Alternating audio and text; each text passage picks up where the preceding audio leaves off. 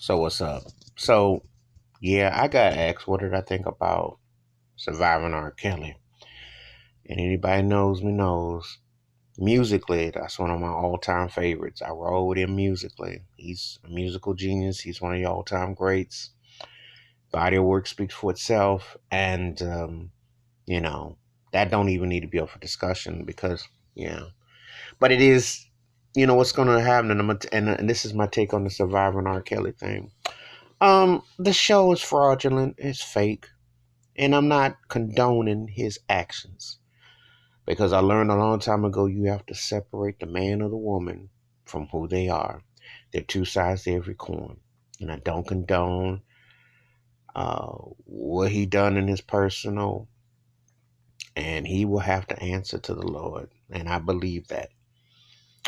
I find why I call Surviving R. Kelly fraudulent is because people been knowing, industry knows. If you take his career and what he generated as a songwriter, producer for himself and others and whatnot, it's generated $1 billion. He's his stats and his what he's accomplishment. But at the same time, I'm not sitting up here believing no foolery that an African American man is somehow like a cross between a dictator and Hugh Hefner, and they ain't have nothing to get after him if they had something on him. I'm not buying that at all. No, because this is like now y'all come after him when he's broke and he hasn't been a hit maker in well over a decade. Even though Love Letter was a great record, but he hasn't had a really what you call a mini hit since he been trapped in the closet. And of course, you got to kind of go back to Happy People, you know. But let's be real. When business was good, lips were shut. I am not trying to hear his ex-wife come out the blue because the child support payments are pretty much paid up, and now it's fashionable to wait on somebody when it ain't. Where were you at 10, 15 years ago? John Legend, who I find overrated and just one of them most sappy turkeys who, um, yeah, you could speak out, but you didn't speak out before, you know. Industry is fraudulent and it's racist too. Cause surviving R. Kelly, for real? How about surviving Harvey Weinstein? What about surviving Roman Polanski, who got an Oscar back when the tapes came out about R. Kelly, but he still got an Oscar for the pianist. You see, talk about double racial standards. Mm-hmm. And you ask yourself, why is Bill Cosby doing time when they dig up stuff? And when you talk about Me Too movement, I throw this in there. They always pick on African American men, but where are the white guys getting taken with this? Where's this at? What about Donald Trump? Because you grabbing and reaching, think there ain't stories. But let's just stick back to this script. All these people who are sitting up here, I'm not saying they not telling truths. However, you're sitting up there with money. You cash checks and families cash checks. So you're all an accessory. It's like if you go rob a bank and the throwaway car got money and you got money, did you put the money back? No. Did you take the money and spend it? Yes. So you're an accessory. And if you're taking any money from R. Kelly because of what happened, then you can allow that to be condoned. So you contradict yourself. It's like you done prostituted yourself and you done played yourself. Stop being so starstruck. You can respect. If someone did something wrong, you should let that handle with authority. Not where you're sitting up there coming on some whack TV shows telling stuff that you're trying to collaborate when you know that there is not anything in the immediate that says this person will be charged with anything. You see, you should do it when it's in the light. You wait till it strikes midnight and then it's like all fashionable. And that's basically what this garbage is because if they really were serious about something, you don't just boycott, but you make it a presence to say, well, this is what we have, or this is what we do. You see, but all this coming out, oh, he bad man, oh. Well, where didn't you say this 15, 20 years ago? And why are you all of a sudden, especially when He was acquitted of his court case almost 11 years ago. So now it's fashionable now to come out and say this. Mm, no, I'm not buying it. It's very fraudulent. And the Hollywood industry is hypocrites. They've always condoned whatever they've done. No one ever got off the Jimmy Page. No one sitting on the body of Elvis Presley. And I can go on and on and on. And I make a point to say this.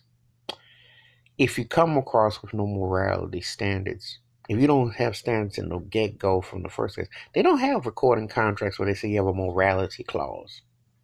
They just say you make hits and entertain people and keep booty shaking and keep feet moving and ears popping. Nobody says anything about morality clauses. Why?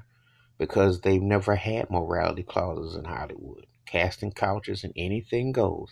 And everybody who's been part of the industry knows how they roll. So it's not like you sit up there like all of a sudden like, oh, well, we got to be on our best behavior or we got to. No. And again, I don't condone none of the things with the man. I separate his greatness from his actions.